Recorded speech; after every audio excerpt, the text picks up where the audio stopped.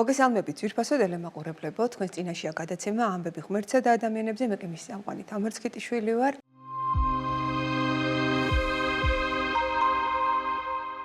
დღეს ჩვენთან სტუმრად იმყოფება ვაზისუბნის დასახლების წმინდა დიდმოწამე გიორგის სახელობის ტაძრის მღვდელმსახური მღვდელი ეგნატე ილურიძე. მოგესალმებით, მამა ეგნატე. მოგესალმებით თქვენს მაყურებელს და მადლობა რომ მომიწვიეთ სტუდიაში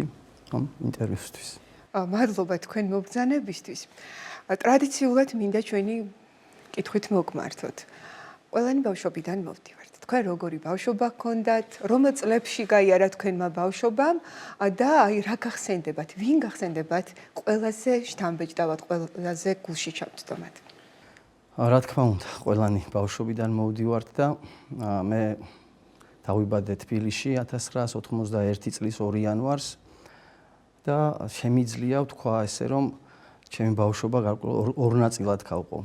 დაახლოებით 10 წლამდე მომიწია საბჭოთა საქართველოში ცხოვრება და 10 წლის მერე უკვე დამოუკიდებელ საქართველოში ცხოვრება და რა შემიძლია გავიხსენო ხა ბავშვობიდან ვიზრდებოდი ჩვეულებრივ ოჯახში, ქართულ ოჯახში და ვიყავი ჩვეულებრივი ბავშვი მეც, რა ვთქვა რომ ძალიან ცელკი არა, მაგრამ არც ისეთი რომ უფრო ცოცხალი ბავშვი შეიძლება ითქვას რომ ესე ვიყავი. წლის ვიყავი 1992 წელს მოვინათლე სიონის საპატრიარქო ტაძარში. ვიზრდებოდი თბილისში, თბილისის ერთ-ერთ ძველ უბანში და ასე ვთქვათ, აი ეს პერიოდი, რაც ჯერ კიდე საბჭოთა საქართველო იყო, სიმართლე რომ არ მინდა ისე გამოვიდეს, მაგრამ რაღაცა მშვიდად მახსენდება და მქონდა ძალიან ლაღი ბავშვობა, ისეთი როგორც უნდა ქონდეს ბავშვს. ხო, სათამაშო არ მაკლდა, სიტყვაზე მშობლებისგან ყურადღება რა თქმა უნდა, იქ დასასვენებლად წასვლა იქნებოდა თუ სადმე გასართობად, მუშტაეთის ბაღი იყო ჩვენ დროს ისეთი და ესეთ რაღაცები ნამდვილად არ მაკლდა და საკმაოდ ისე ნორმალურად და კარგად მახსენდება ეს პერიოდი, სიმართლე რომ ვთქვა, მაგრამ შემდეგი პერიოდი უკვე დაახლოებით 10 წლის შემდგომი პერიოდი ყველას მოიხსენებათ ეხა ჩვენი ქვეყნის ისტორიიდან რაღაცა აუბედითი პერიოდი არის 90-იანი წლები და ზუსტად ამ პერიოდში მიწევს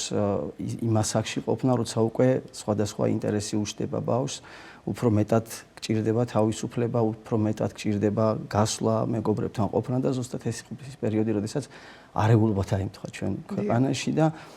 მეც, რა თქმა უნდა, ჩვენი ოჯახიც არ იყო გამონაკლისი. ვერ ის თავადულად ვერ გადავიტანეთ, რა თქმა უნდა, ეს პერიოდი გვიჭირდა ყველას,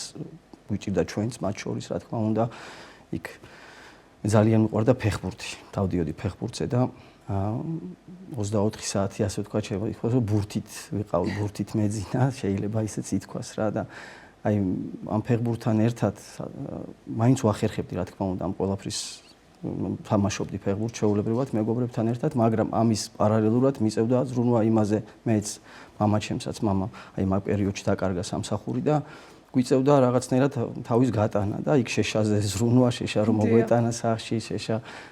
და გამთბარიყავით, გაზი არ იყო, შუქი არ იყო, ლამფის შუქზე მეცადინეობა და ასე შემდეგ. აი ესეთი მაგრამ მინდა ვთქვა რომ ბევრი რაღაც მაინც დადებითად მახსენდება იმ პერიოდიდან. იმიტომ რომ ხა რა თქმა უნდა არავის არ უსურვებ და მერთმა დაგვიფაროს რომ ეს დრო დაბრუნდეს და იმ დროში დავბრუნდეთ, მაგრამ აი ხალხი ალბათ ამ გაჭირვებამაც იმოქმედა რომ ხალხი უფრო მეტად რაღაცნაირად აი ჩვეულებრივ ხალხს, უბრალოდ ხალხს გულისხმობ, უფრო მეტად შეკავშირებული იყო ერთმანეთთან. უფრო მეტად აი თქვა გაჭირვებიდან გამომდინარე ერთად ხდებოდა იქ საჭმლის კეთება, ერთად რაღაცა ტელევიზორში სერიალების ყურება იქნებოდა თუ ფეხბურთის ყურებაც, აი მე მაგალითად ჩემ სამეზობლოში, ქეზოში ჩემზე ბევრად უფროს კაცებთან ერთად ვიჯექი ხოლმე და მსოფლიო ჩემპიონატი იყო თუ რაც იყო, უყურებდი იმათთან ერთად, განვიხილავდით ფეხბურთს იმათთან ერთად თამაშებს და ასე შემდეგ და ძალიან მაინც რაღაცა პერიოდი ამ ჩემი ბავშვობიდან მაინც კარგად მახსენდება და დადებითად მახსენდება. სხვათა შორის აი 90-იანების მიწურულს უკვე ნელ-ნელა რომ მაინც სტაბილურობისკენ მიდიოდა ყველაფერი, აი ესე ტრადიცია იყო ჩვენთან უბანში, შაბათ-კვირას მამების და შვილების თაობა ერთმანეთს ვეთამაშებოდით ხოლმე ფეხბურთს და აი ერთი სული მქონდა, როდის დადგებოდა ეს შაბათი-კვირა, რომ აი ვემზადებოდი ჩვეულებრივად კვირიდან კვირამდე ამ დღეებისთვის რომ ფეხბურთი გვეთამაშა და იქ ერთის დიდი ზეიმი იყო შეიძლება ითქვას რა დილით იწყებოდა ხოლმე ხან ცხადება კი და დილა ვიწყებოდა აი მამლების ჩხუბი იყო ხოლმე ხან კი და ესე ნელა მივდიოდით საღამომდე და აი ესე მთელი დღის განმავლობაში ერთი სული მქონდა როდის შევიდოდით სტადიონზე მაშინ ახლა არ იყო ესეთი ეხლა როგორც არის კეთილმოწყობილი სტადიონები ასფალტის სტადიონზე გვიწევდა თამაში მაგრამ მაინც ძალიან დიდად ძალიან თბილად მახსენდება ეს პერიოდი შემოწმება. თქვენ ბრძანეთ რომ ეს ანუ თქვენი ასე რომ ვთქვათ ეს გარდატეხის წლები ახლა რომ თინეიჯერობას ვეძახით ძალიან ყველაზე მძიმე წლებს დაემთხვა საქართველოში განვითარებული მოვლენების გამო. აი თქვენ როგორ ფიქრობთ, რამ გადაგარჩინეთ? ძალიან ბევრი ადამიანი, ძალიან ბევრი ბავშვი, ძალიან ბევრი ადამიანი, ოჯახი, ვთქვათ, აი ამ პერიოდში უდიდესი განსაცდელის წინაშე დადგა. თქვენ რას ფიქრობთ? ეს სპორტი იყო, რამაც გადაგარჩინათ? აი თქვენ რაც ბრძანეთ ახლა მამებთან სიახლოვე, მშობლების მეტმა ჩართულობა, მეტმა, ვთქვათ, მაგალითმა მათი პატიოსანი ცხოვრების, თუ აი როგორ გადალახეთ ეს პერიოდი? აი სწორად ბრძანეთ, ალბათ სწორედ მაგ ყველაფერმა. ნუ პირველ რიგში რა თქმა უნდა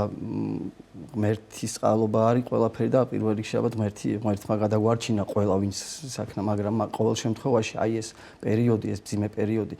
ეს იყო მშობლების ჩართულობა, განსაკუთრებით ახლა მამები მაინც ძირთად გასულები არიან ხოლმე სახლი და ნუ დედაც მუშაობდა, მაგრამ მაინც არასოდეს აი ცოტა შეიძლება ითქვას რომ კაცრად მზრდიდა დედა და იმის მათი ყურადღება, მათი გვერდში დგომა, უფროსთაობასთან ურთიერთობა, რა თქმა უნდა, ბევრი რაღაც დადებითი მოიტანა ჩემ ცხოვრებაში და ჩვენი თაობის ზოგადად ცხოვრებაში ამ ყველაფერმა უფროსის პატივისცემა, ზრდილობა, გვერდში დგომა ერთმანეთს უბანი რაღაც ოჯახივით იყო და წეღანაც ვახსენე რომ საჭმლის კეთება იყო ერთად ვაკეთებდით, იმიტომ რომ ერთს არ ქონდა და რაღაცნაირად ერთად ვაგროვებდით ამ რაღაც მასალებს საჭმლისთვის და ერთ ცეცხლზე ვაკეთებდით ხოლმე, ერთად ვუყურებდით. არ არსებობდა ეხა იქ ოჯახში შეიძლება ვიღაცას რაღაც არ ქონოდა და თავისუფლად შეიძლებოდა რომ სხვასგან მისულიყო და იმისგან ასე ვთქვათ მიეღო ის რაღაც რაც საჭირო ნივთი იყო თუ საკვები პროდუქტი იყო თუ რაც იყო და აი ამ ყველაფერმა ალბათ ამ გვერდში დგომამ და ამ მაგალითებმა უფროსი თაობისაც რა თქმა უნდა ყველაფერი მე ფეხბურთს აი უბრალოდ მაგ პერიოდში მომიწია ფეხბურთის სიარული და ამ ყველაფერმაც ალბათ იმოქმედა რა გასვლა როგორ თქვა დილ სახლიდან რომ მივდიოდი ხოლმე ხა პირველი პერიოდი რა თქმა უნდა მამა დამყვებოდა 11 წლის ვიყავი რომ შევედი ფეხბურთზე და მე უკვე მიწევდა ხოლმე ხანდახან მარტო სიარული და აი მე რომ მივდიოდი იქიდან ხან ხშირად იყო რომ მეტრო არ მუშაობდა რაღაც ფეხით მიწევდა და რაღაც ალბათ იმანაც აი მაგას მაინც აი კი დაძაბულობა იყო მაგრამ მაინც რაღაცა ურთიერთობამ და აი ამ ყველაფერმა მოიტანა მე შემდეგ ეს ყველაფერი ალბათ მაგან გადაგვარჩინა და მაგან გამოგვიყვანა ამ მდგომარეობიდან. კი იყო ცუდი ფაქტებიც რა თქმა უნდა, მაგრამ ზმათავო სამოქალაქო ომი იყო ის იყო, მაგრამ მაინც აი ჩვეულებრივ ხალხში, უბრალო ხალხში ჩვენ აი მაშინ აი ერთობამ და ერთმანეთში გვერდში დგომამ მოიყვანა ალბათ ყველაფერი აქამდე რომ გამოვედით იმ ძიმე წლებიდან. ეს უკვე ის პერიოდია, როდესაც უკვე იღვიძებს ქართული მართლმადიდებელი ეკლესია სრულიად საქართველოს კათოლიკოს პატრიარქის ჩვენი უწმიდესის და უნეტარესის მეთაურობით, მისი უდიდესი ძალის ხმევით დგება ასე რომ ვთქვათ, გაღვიძების, აი აქტიურობის პერიოდი და აი თქვენ როგორ გახსოვთ ეს წლები, თუ გახსოვთ თქვენი პირველი ეკლესიაში მისვლა, ვთქვათ, როგორც ბავშვის უპირველესად. რო თქვა რომ რაღაც მორწმუნე ოჯახში ან მორწმუნე გარემოში გავიზარდე, ესე არ იყო. ნუ სტანდარტულად დიდ დღესასწაულებზე განსაკუთრებით აღდგომას და გიორგობას და ესეთი მეებში კი ბატონო ღვთისმშობლობას, მარიამობას კი ბატონო სანთლის დანთება იყო თუ რაღაც ესე კი ბატონო მაგრამ ისე რომ ჩემი არც ოჯახი არც მშობლები და არც ბებია პაპები ნუ არ იყო ხა მაზიარებლები და აღსარებლები არ იყვნენ იმ პერიოდში ალბათ ეს ჩემი პატარა ასაკში ნათლობაც უფრო ტრადიციის ასე ვთქვათ ის იყო რა გაგრძელება იყო რაც სამწუხაროდ დღესაც არის მეტნაკლებად ესეთი ის მიდგომები რომ ტრადიციის გამოინათლებიან მაგრამ ნუ ალბათ ეს უფრო ამას უკავშირდებოდა ჩემი ესე ან ადრეულ ასაკში ნათლობაც მაგრამ ყოველთვის რაღაცნაირი შინაგანი კრძალვა ამ ყველაფრისადმი ამ რელიგიური ეკლესიისადმი განსაკუთრებით და რაღაც მქონდა შინაგანი და ალბათ ყველაზე მეტად აი პერიოდიდან არ შემილია რო არ გავიხსენო ჩემი სკოლის პერიოდი, პირველი მეორე კლასში დაწყებით კლასებში ჯერ მაშინ მოგახსენეთ რომ ორ ნაწილად გავყავით ჩემი ბავშვობა და ჯერ საბჭოთა საქართველო ღმერთს მადლობა ამისთვის რომ მე ამ დაწყებით კლასებში მყავდა პედაგოგი მივიტყვი ქალბატონი ბელა ბარკალაია რომელიც სკოლის მერე აღარც მინახავს მაგრამ სულ თბილად მახსენდება რომელიც იყო მორწმუნე ადამიანი და არ მიყვებოდა ამ რაღაცა დადგენილ პროგრამას სასწავლო პროგრამას და ჩვენი გაკვეთილები აი პარალელური კლასი ყავდა მაშინ პირველი B პირველი A ესე რომ მონაწილდებოდა და აი ჩვენი კლასი ჩვენი განაყოფი სწავლას ვიწყებდით ხოლმე ლოცვით სწავლის წინ დაწყების ლოცვით და არ ვიცი რატომ მე ბავშვობაში ლექსებს ვამოვდი ხოლმე კარგად სკოლაში თუ რამე ღონისძიება იყო და რაღაცა ლექსებს ეს დედაჩემი მეუბნება რომ დედაჩემის მამას არსენი ერქვა და მისი ხათრით 3 წლის ასაკში არსენას ლექსიც კი მისწავლია არ ვიცი ხა რამდენად თავიდან ბოლომდე მაგრამ რაღაცა ნაწილი მაინც ვიცოდი როგორც ჩანს და აი ესე და არ ვიცი ეს ჩვენი პედაგოგი ქალბატონი ბელა არ ვიცი მე რატო ამირჩა და მე მათქმევინებდა ხოლმე ამ სწავლის წინ დაწყების ლოცვას ყოველთვის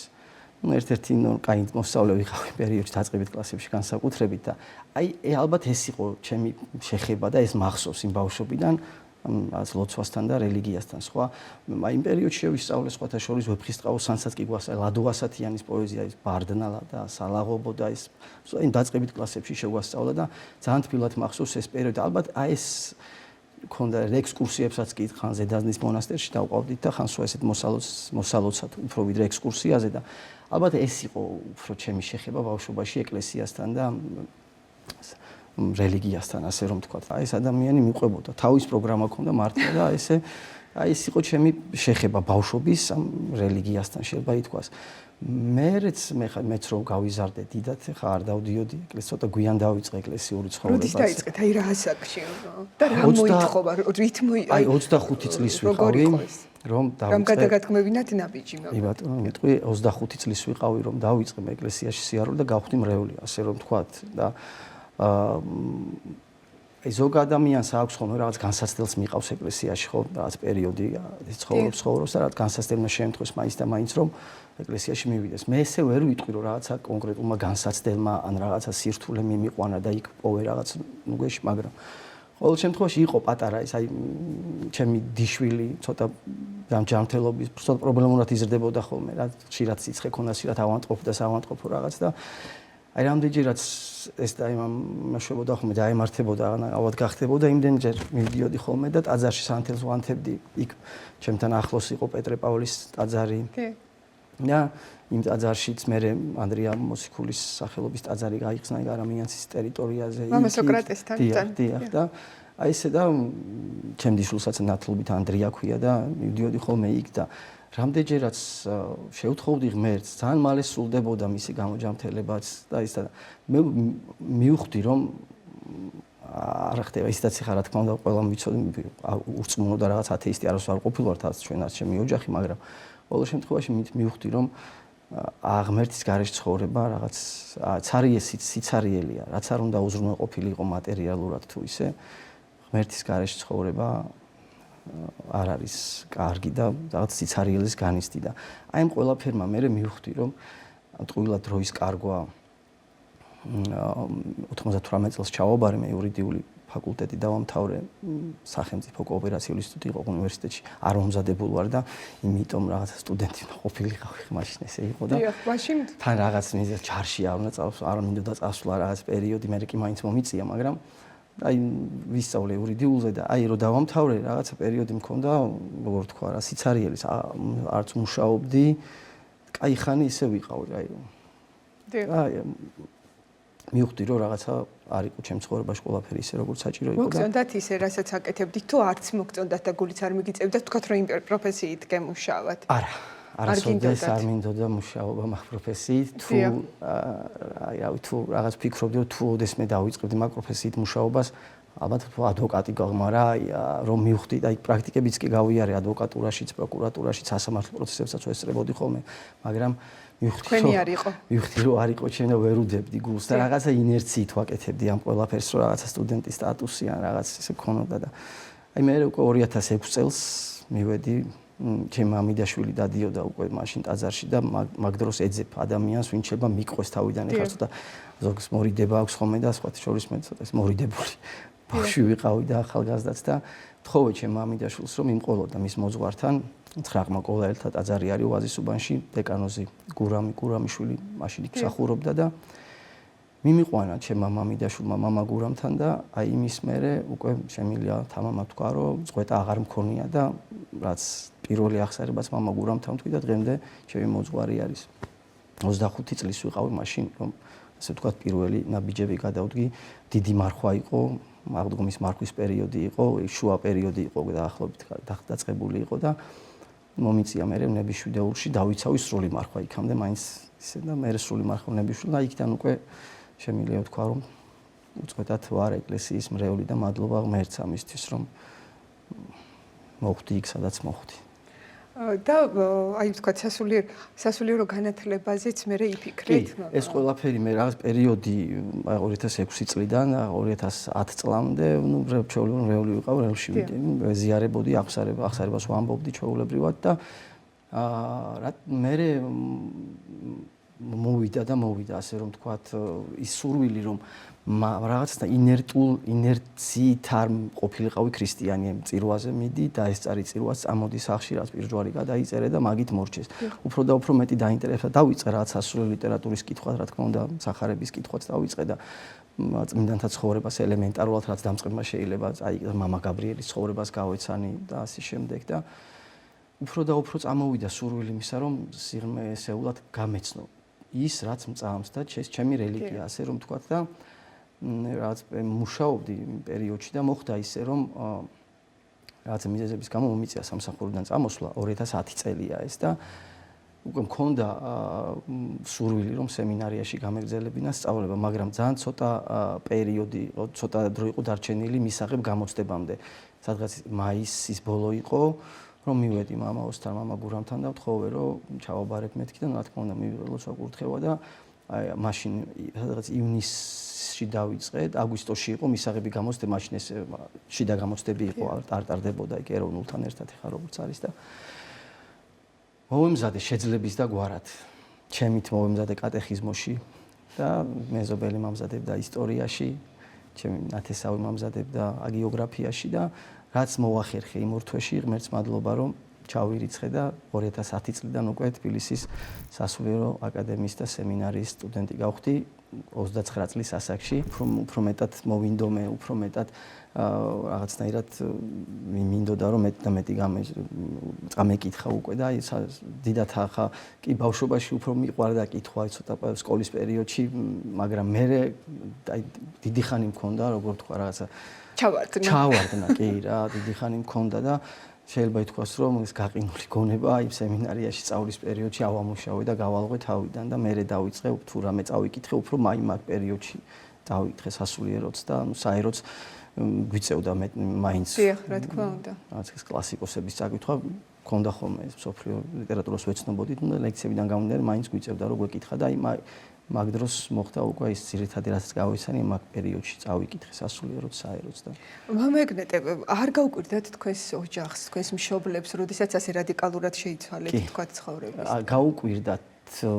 შეიძლება მაგრამ ხარ თქო ძალიან რაღაცა არ გაუკვირდა იმიტომ რომ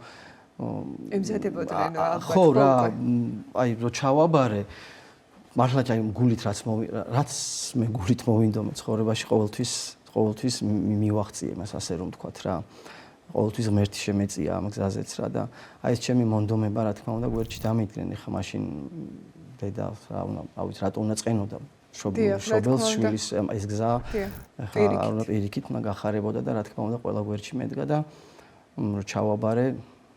როგორ თქვა ეს პატარა ბავშვით ვიყავი ისეთი გახარებული რომ ნახე ჩემი სახელი და გვარი სიაში ჩარიცხულების ძალიან ისა და რა თქმა უნდა მშობლებსაც გაუხარდა და ყველას გაუხარდა გარშემო მაგრამ აი მე აკადემიაში გაგზელებასაც ვაპირებდი მე ისე მოხდა რომ დავოჯახდი სემინარის დამთავრების ბოლოს და აკადემიაში გაგზელება ვეღარ სამსახურით დავიწყე რაღაც და ვეღარ მოხერხდა მაგრამ ყოველ შემთხვევაში ის პერიოდი ის 4 წლის პერიოდი 2010 წლიდან 2014 წლამდე პერიოდი საკმაოდ ისე კარგად მახსენდება სასულიერო სემინარიაში ჩემი სწავლა და კარგი იყო თავისი დადებითითაც და უარყოფითაც თუ რამე იყო ძალიან ისე ტკბილად და თბილად მახსენდება და რომელი იყო თქვენი პირველი ტაძარი, სადაც როგორც გააზრებულად მსახურება დაიწყეთ და შემდეგ უკვე სად მოხდა თქვენი დიაკვნად კურთხევა? ესე იგი 2006 წელს დავიწყე როგორც აღნიშნე მე სიარული ცხრაპარკოველთა ტაძარში და მალევე სადღაც 2 წლის შემდეგ უკვე მამა გურამი გადავიდა წმინდა მეფე ვახტანგ გორგასლის სახელობის ტაძარი არის წულუყიძის ქუჩაზე მერვე ლეგიონის დასახლებას რო ეძახით ის ტაძარი აშენდა ომის პერიოდში 2008 წლის ომის პერიოდში შენდებოდა ეს ტაძარი და მაშინ მე ჯერ კიდე ამრელში ვიყავი არ ვიყავი შემოსილი 2010 წელს ჩემ ჩაბარებასთან ერთად მოხდა ჩემი სტიქრით შემოსვაც და იქ ავიდგი ფეხი როგორც ტიქაროსანმა ასე რომ ვთქვა 2010 წლიდან შევიმოსე და წმინდა მეფე ვახტანგ გორგასლის სახელობის ტაძარში ავიდგი პირველ საკურთხეველში რომ შევედი სხვათა შორის ეხლაც მახსოვს ძალიან ისეთი პირველ თუ შედიხარ სხვა განცდაა და ღმერთს ვთხოვე რომ აი ეს განცდა რა განცდაც ეხლა მე შემოვდივარ საკურთხეველში რომ ეს განცდა შემინარჩუნე და მომეცალა რომ შევინარჩუნო ეს კრძალვა რაც ეხლა მაქვს იმიტომ რომ ცოტა რთულია გაშინაურება საკურთხეველთან და რაღაცა არ არის შესახედი კარგად რა შორიდან და თვითონაც ადამიანისთვის ძალიან ის არის რა სულიერად ანგრევს ადამიანს საკურთხეველში თამამად და ის მინდოდა რომ ეს კრძალვა შემინარჩუნებდე სხვათა შორის ძალიან თხოვე გული თხოვე რომ იქნებ მეთქი მე დავითნეც გავხდე და შემეციოთ ამ საქმეში აი ღმერთს ეს თხოვე პირველი ჩემი შესვლა ეს იყო საკურთხეველში და მე გავხდი მე დავითნე და დაახლოებით 11 წლის განმავლობაში ვიყავი მე დავითნე ამავე ტაძარში გამოგადგათ ქართულის გაკვეთილები ასე რომ კი გამომადგა და 11 წელი ვიყავი მე დავითნე წმინდა ვახტანგ გორგასლის სახელობის ტაძარში სხვათა შორის აი სურვილმა ჩემ რომ მე და შემესწავლა მე დავითნეობა სემინარიაში სწავლის პირველ კურსზე ვთხოვდნენ იმას რომ ვწოდნო და ეს რა თქმა უნდა ლიტურგიკას როცა ვსწავლობდით რომ მე დავითნეობაც შეგვესწავლა და იქაც ნუ ახლა შემთხვევით არაფერი ხდება ჩვენი პედაგოგი ვინც იყო მე დავითნე მსახურობდა ორთაჭალაში არის მასთან პროკურატურასთან პატარა ტაძარია ვახტანგ გორგასლის სახელობის ტაძარი ისიც და იქ მომიწია პირველი ნაბიჯების გადადგმა ვახტანგ გორგასლის სახელობის ტაძრის ტიქაროსანი ვიყავი და პირველი ასე ვთქვათ ნაბიჯები მე დავითნეობაში მეორე ვახტანგ გორგასლის სახელობის ტაძარში გადავდგი და აი ძალიან დამეხმარა მადლობას გადავხდი ბატონი რომანი პლიაძე იყო ჩვენი პედაგოგი პირველ კურსზე ლიტურგიკის და მასთან ერთად ვიდექი და გულით რომ მინდოდა მე დავითნეობის შესწავლა მივყევი და შევისწავლე და მე როგორც აღნიშნეთ 11 წლის განმავლობაში მე დავითნეობდი და ესე და დიაკვნად კურთხევა როდის მოხდა დიაკვნად კურთხევა მოხდა 2023 წლის 29 იანვარს მეუფე გრიგოლმა წალკელმა ეპისკოპოსმა გრიგოლმა წალკის საკათედრო ტაძარში მაკურთხა დიაკვნად ხელი დამასხა დიაკვნად სასულიერო პირობაზეც ჩემი ასე ვთქვათ გადაწყვეტილება არ იყო სემინარიაში რომ ჩავაბარე მაგ მითი ფიქრით არ ჩავიმბარები რომ მაინც და მაინც სასულიერო პირი გამოსულიყავი ან რაღაც არ ვფიქრობდი რომ ვერ წარმომეგინა ვერასოდეს ჩემი რაღაც განვლილი პერიოდიდან გამომდინარე რომ მაინც და მაინც სასულიერო პირი უნდა გამختارიყავ უბრალოდ წეგან როგორც აღნიშნე მინდოდა რომ შემესწავლა ჩემი რელიგია რას წამდა და რატომ წამდა და მერე მოვიდა ეს ფიქრით სურვილიც ალბათ უფრო მეტი სასულიერო პირი გავიცანი უფრო მეტთან მქონდა შეხება ჩემ ჯგუფშიც ძალიან მალევე დაიწყეს კურთხევები მეორე კურსზე უკვე საკმაოდ ყავდა სასულიერო პირები და ალბათ ამ ყველაფერმა მოიტანა მე სურვილიც და ოჯახის შექმნიდან საკმაო ხნის მერე 2015 წელს შევქმენი მე ოჯახი ეგაც გვიან მომიწია რელიგიური ცხოვრებაც გვიან დავიწყე და ოჯახიც გვიან 34 წლის ვიყავი რომ შევქმენი ოჯახი 2015 წელს და დიაკვნად მაკურთხეს ოჯახის შექმნა 8 წლის შემდეგ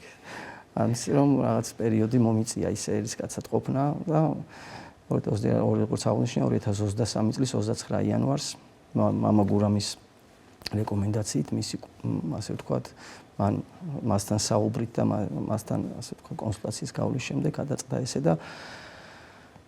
უწმინდესის ლოცვა კურთხევით უკვე წალკაში დამასხა ხელი მეუფე გრიგოლმა საკათედრო ტაძარში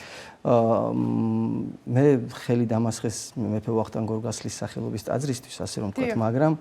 მომიწია მსახურება სამი საკათედრო ტაძარში იქაც მსახურობდი რაღაც გარკვეული დღეები ჩემ ტაძარში ამაგურამთან მაგრამ ძირითადად მსახურება ანუ 1 წელიწადი და 3 თვე ვიყავი დიაკვანი და ძირითადად სამების საკათედრო ტაძარში მომიწია მსახურება ის პერიოდი. მოგიწიათ თორე უწმინდესთან და უნეტარესთან მსახურება. სამწუხაროდ აი ეს იყო ჩემი ასე ვთქვათ ნატრ მე სანამ ასე ვთქვათ სემინარში ჩავაბარებ და როცა უკვე წირვალოსს დავიწყე სიარული და რაღაც როცა ვერ მიხერხდებოდა ხოლმე ჩემთან ტაძარში მისვლა წირვაზე სამების საკათედრო ტაძარი ახლო არის ჩემთან და სადაც მე ვცხოვრობდი და იქ დავდიოდი ხოლმე უწმინდესის წირვაზე ხშირად და აი მისი დალოცვა ხშირად ყოფილა რომ თავზე ხელი დაუდია და რაღაც და ძალიან ესეთი სულ მინდოდა მეც რომ გავხდი სასულიერო პირი რომ უწმინდესთან მომწეოდა მსახურება ერთადერთხელ აღდგომის ღამისთევის ლიტურგიაზე მოგვიწია მოვიდა უწმინდესი სამების საკათედრო მისია ხან პომარიდან გამომდინარე და აი მაშინ მომიწია ერთადერთხელ და ღმერთს მადლობა ამისთვის რომ მაინც მომეცა საშუალება დიაკვნობაში უწმინდესი ცოტა დისტანციით მაგრამ მაინც ესე ახლო საკურთხეველში მეხილა რა და ძალიან ესეთი კარგად დასამახსოვრებელი დღე იყო ჩემთვის სხვა მხრივ მეტი ესეთი შემთხვევა არ ყოფილა. მამა იგნატე, როდის გაკურთხეს თქვენ ბულად, ვინ გაკურთხათ, რომელ ტაძარში მსახურობთ? ეხლა და ყოფილა თუ არა ვთქვათ, რომ აი არსებობს ესე გრიგოლ ხანძთელის ცხოვრებაში, რომ მეაც პატივს ავხედავ და პატიჟისაგან მეშინის, აი გინანიათ თუ არა ვთქვათ, სწორედ აი ამის გამო, რომ აი ცოტა მძიმე ჯვარს შეუდექიოთ, თუ გიფიქრიათ? ეგრე არ მიფიქრია, მაგრამ როცა ამ ნაბიჯს დგავს ადამიანი, რა თქმა უნდა, შინაგანი ღელვა და დაძაბულობა ყოველთვის მოყვება ამ ყველაფერს, იმიტომ რომ ეს არის მადლობის საიდუმლოზე დიდი მსახურება და დიდი საიდუმლო და მე მგონი არ არსებობს მსახურების მხრივ ვამბობ, არ არსებობს ამ ყველაზე ესეთი მართლა რო პატივია და ამ პატივთან ესეთი გათამამება რა თქმა უნდა ადამიანს კარგს არაფერს მოუტანს და შესაბამისად მეც მქონდა შინაგანი ღელვა იმიტომ რომ როცა სასულიერო გზას დაადგები უკვე ცოტა სხვა პასუხისმგებლობა გეკისრება უკვე გამადიდებელი შუშით ხდება შენზე ასე ვთქვათ ყურება და ყველა ნაბის ყველა სიტყვას უნდა დაუკვირდეს მაგდროს ადამიანი რომ ვინმეს რაღაცა უნებურად არ დაბრკოლდეს, არ აწყენინოს და ასე შემდეგ და რა თქმა უნდა ეს შინაგანი ღელვა მე მქონდა მეუღლესაც, მეც ყველას ახლა ოჯახში რა თქმა უნდა ხამ გზას რო რადიკალურად რო იცვლი ცხოვრების წესს და გადადიხარ ერთი რაღაცა მეორე მდგომარეობაში ცოტა რთულია, მაგრამ ყოველ შემთხვევაში სინანულით არასდროს არ მინანია რომ რატომ ავირჩიე ეს გზა პირიქით ღმერთს მადლობა ამისთვის რომ მე მომიწია და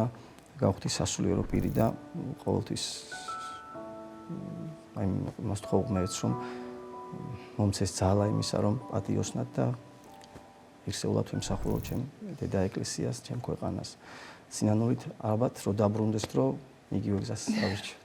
როდის გაკურთხეს ბულად? ბულად მაკურთხეს ერთი წელი შემისრულდა ახლა 7 მაისს 2024 წლის 7 მაისი იყო ისევ წალკის ეპარქიაში ისევ მეუფე გრიგოლმა დამასხა ხელი უწმინდესის ლოცვა კურთხევით, ოღონდ ამჯერად უკვე ბედიანის დედათა მონასტერში მოხდა ჩემი მდლად ხელდასხმა და იქიდან და სხვათა შორის მე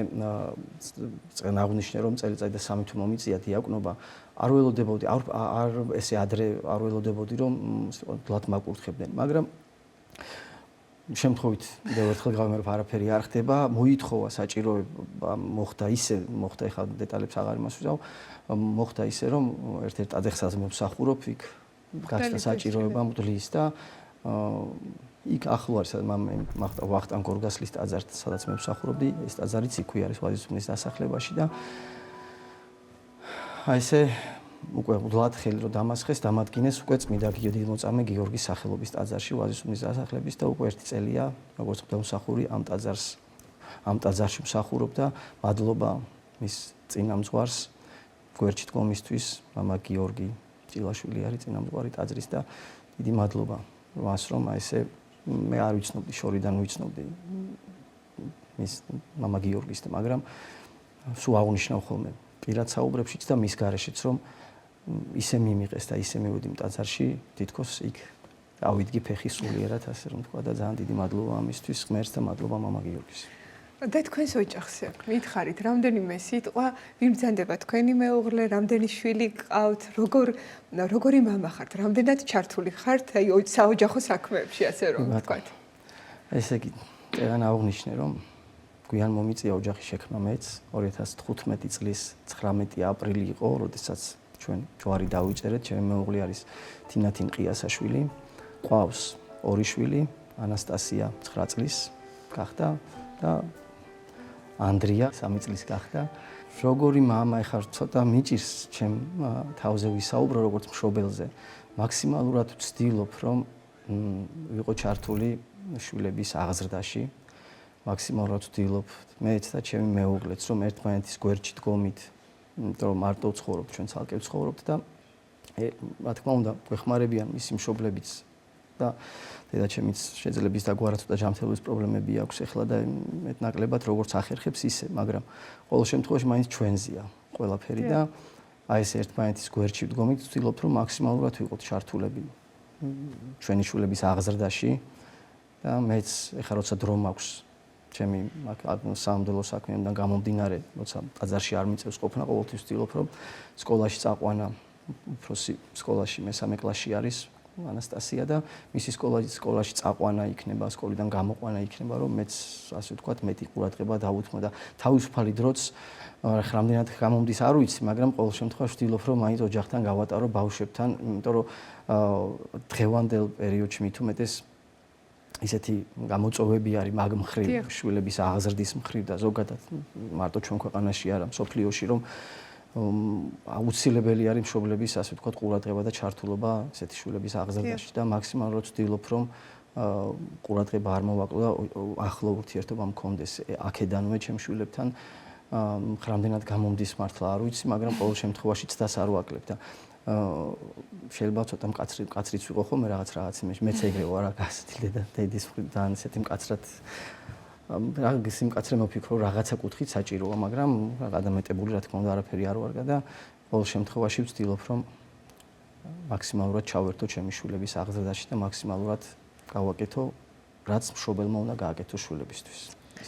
ძალიან დიდი მადლობა მამა ეგნატე. მობრძანებისთვის ასეთი ძალიან საინტერესო, ძალიან გულში ჩამწვდომი ინტერვიუსთვის.